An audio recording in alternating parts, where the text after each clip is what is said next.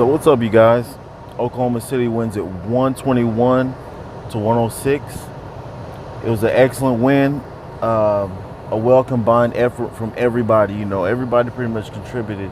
There may be two or three players that didn't score, but for the most part, we did very well. Chris Paul, he was pressing a little bit. I think he only had like 7 points. He had a few turnovers, but hey, he had 10 assists. And for us to have 24 assists means that ball is moving. And it makes us have an even balance of everybody's getting the ball. You get what I'm saying? And nobody can feel like it's a selfish game. And I love that about our team. The chemistry, we got to get a little bit better on. But, for the most part, our chemistry is pretty good.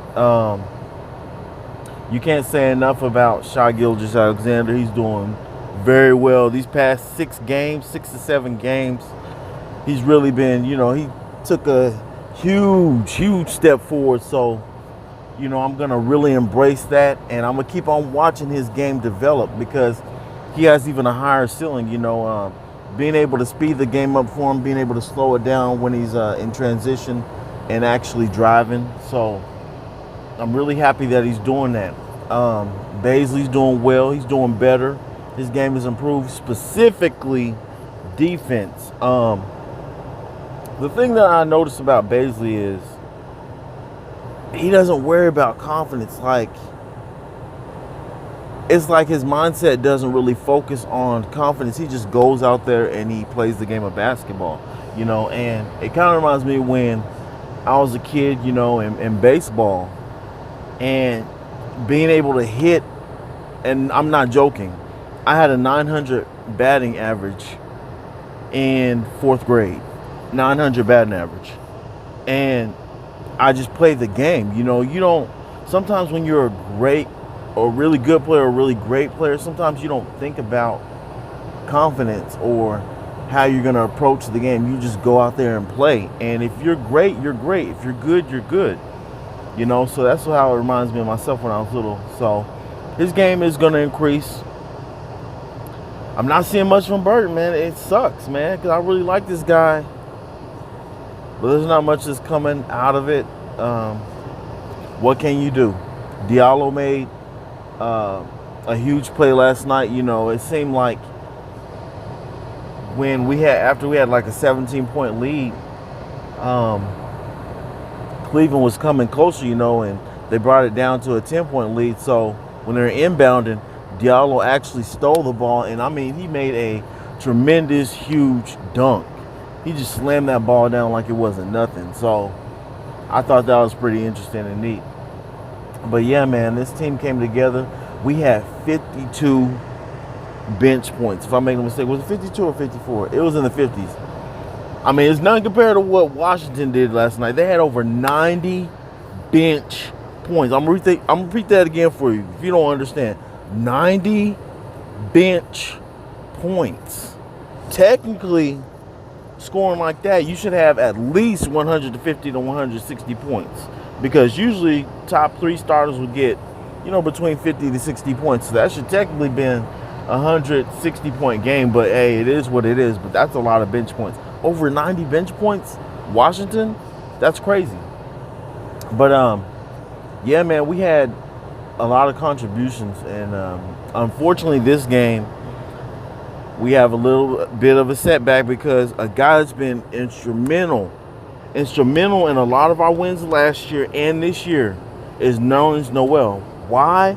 Because of his defensive presence inside the paint. And I'm gonna tell you something, man. That's the only reason why Utah Jazz is winning right now, is because Rudy Gobert. If they didn't have Rudy Gobert, man, they wouldn't have much of a squad. I'm telling you right now. That defensive presence, man, when you have a player who can really block shots and actually has the awareness that you need and knows how to angle their body, move their hands to when players do switches with their hands and double pump fakes and all this stuff like that. When you have players like that, hold on to them. Nerlens Noel is that type of player where not much throws him off, and he blocks the shot regardless. So this next game against the 76ers, it's a possibility that we could bring up Justin Patton based on the fact that we don't have that defensive presence inside, and we also need to be able to protect Steven Adams. So that's the whole point. You will see a lot of Muscala, but on this basis, Muscala has to be confident in his game. The dude can ball, great shooter, but he's not confident right now in his shot. But I'm gonna tell you this, Muscala, if you watch your film, watch how you're shooting. You're shooting nervously. Calm down. Like, if you have to pump fake somebody, step to the side, step further to your right, further to your left, whichever way the defender is coming, to regain your shot and your follow through, do that. But don't shoot nervously, because that's actually keeping you from making accurate shots. If you have to, go back and watch the Spurs game. Spurs were shooting very good from three. Why? Because they didn't shoot nervously. Like, they literally took the ball, gathered themselves together, and actually, held the ball and shot it. You know what I mean? It wasn't nothing. It was just like, easy for him. It just came easy. So the same thing for you, Muscala. Don't get nervous, man. Shoot your shot. Fall through on your shot. You need a little bit higher of an arch, but fall through on your shot. If you can feel a pull right here and you bend your wrist down and you feel like there's nothing there, and when you release the ball, that ball is going straight in. Trust me. So just don't be nervous on your shots, Muscala, and you got this, bro. But we probably might see Justin Patton. It's a possibility in this next game against the 76ers, because we need a big body against Embiid. But in order for us to win this game, because Noel is out, we have to get Embiid and Simmons in foul trouble, because what's his name? He's already, he's going to make his points. The other guy, the forward, I'm already forgetting his name, but he's going to make his points. So you got to get Embiid, specifically Embiid. You have to get him in foul trouble early, and then work your way on Ben Simmons, because Ben Simmons isn't confident in his shot at all. He could work on that this offseason. If he gets a shot, I'm telling you, this team could really go somewhere in Philadelphia. But unfortunately, he doesn't have a shot right now.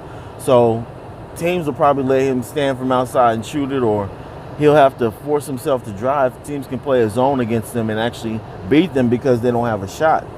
But with Embiid in there, you have to make sure that you get him to draw fouls. Get him in foul trouble early, probably 4 fouls by the second quarter. And OKC will win this game without Nerlens Noel. We got to be able to work to our strengths, because Nerlens Noel is a huge strength for our team defensively. Baisley is improving, but he don't have the size that Nerlens Noel, or the same hops that Nerlens Noel has. So get well soon, Nerlens Noel, please. And let's see what Justin Patton and Mike Muscala can do. We'll see what happens. So thunder up, guys. One more thing too, guys. I'd be remiss if I didn't mention the play of Terrence Ferguson. So my apology, Terrence. He hustled, he hustled. He finally got his shots to drop, because he was going through a period there where he was struggling really bad. So he kept shooting the threes. But he got some shots to drop, huge shots to drop, specifically because they were getting closer, to breaking our lead. So he hit the shots that were timely. We had a 9-point lead. He hit that 3-pointer, made a 12-point lead. We kept doing, certain things, specifically with the rebound. He caught the rebound, and that's one thing I've been noticing too, because our team needs to start doing this more often. I don't know if Coach Donovan is mentioning it more, but on the loose balls, if we are boxing out inside, there's not that second or third person to hustle and get the loose balls. When teams are on each side of the elbow and then the center is open, and our teams are out here standing out the edge of the perimeters, like, why aren't you hustling to get the ball? So I got to give props to Terrence Ferguson for doing that. If it takes that to be a leader on this team or to have a greater role, Ferguson, please keep on doing what you're doing in order to win, to help us win. That's huge and important for us to win. So with that being said, you guys, that's it. I hope you have a wonderful Sunday. A lot of football to be watched. I'm not going to be watching it, Actually, what? I'm going to watch the Chiefs because that's my favorite team, because, my homeboy. But outside of that, thunder up, y'all.